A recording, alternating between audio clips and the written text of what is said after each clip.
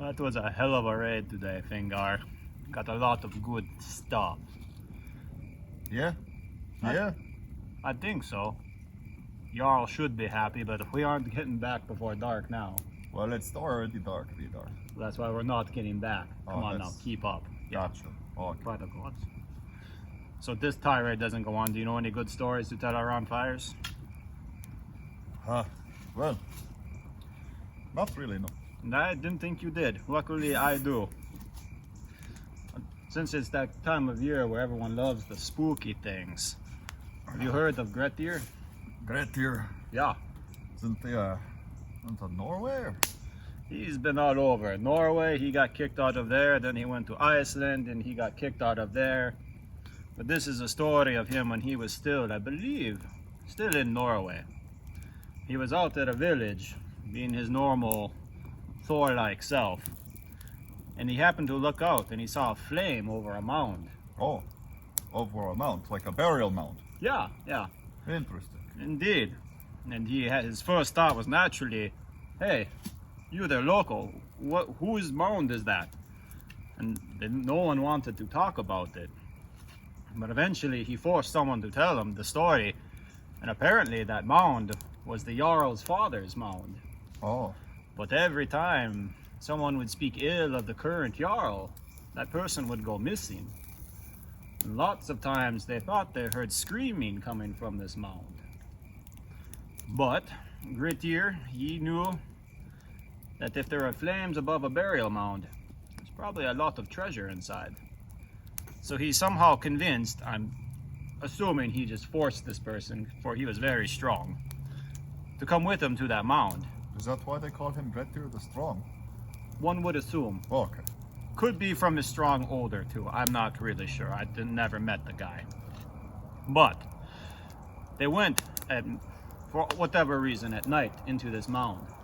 And they began to dig down into this mound. The entire time, his guide for Grettir was not happy and kept saying, we should go, we should go. But soon Grettir, he hit the top of the burial mound. He dug down the top roof of the enclosure on the inside. And with one little flip of his shovel, he flipped open the stone and he dropped into the burial mound proper. When he was down there, he found lots of treasure. And he began picking up pieces here and there. He looked around and he picked up a goblet over here, some gold from right here. And then his hands grasped a very fine sword, a saber, I think they even call them. Oh, wow. Indeed. In Norway. This was a great warrior, apparently, in this grave. Apparently so. But he grabbed this and he began to exit the tomb. He was going to climb back up the rope. But as he looked up at his guide, he saw the guide had went pale as a ghost.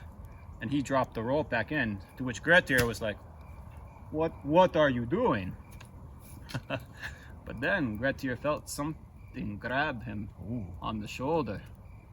And he thought, well, what could this be? And when he went to go brush it off, he felt a hand on his shoulder. Someone else is in there. Someone else was or is in there, yeah.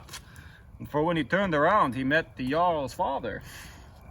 Dead, but still moving and living. The Jarl's father demanded his treasure back. And of course, Grettir, he did not give it back. So a great fight ensued, with Grettir fighting and battling this monster who had unhuman strength. Even with Grettir the Strong, this demon threw him against the walls.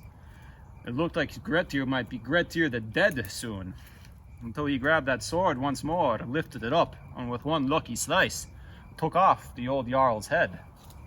And the body fell motionless. Now, Grettir would, I assume, would have you believe he left there in a triumphant blaze of glory. But I personally think he might have just scampered out of there, thankful to be alive. How did he get out? Pixie dust, I don't know.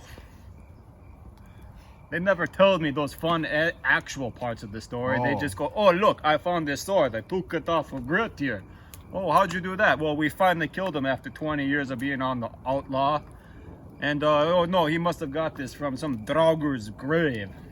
Oh, Heck if I know. Heck if you know, huh? Or hell. Oh,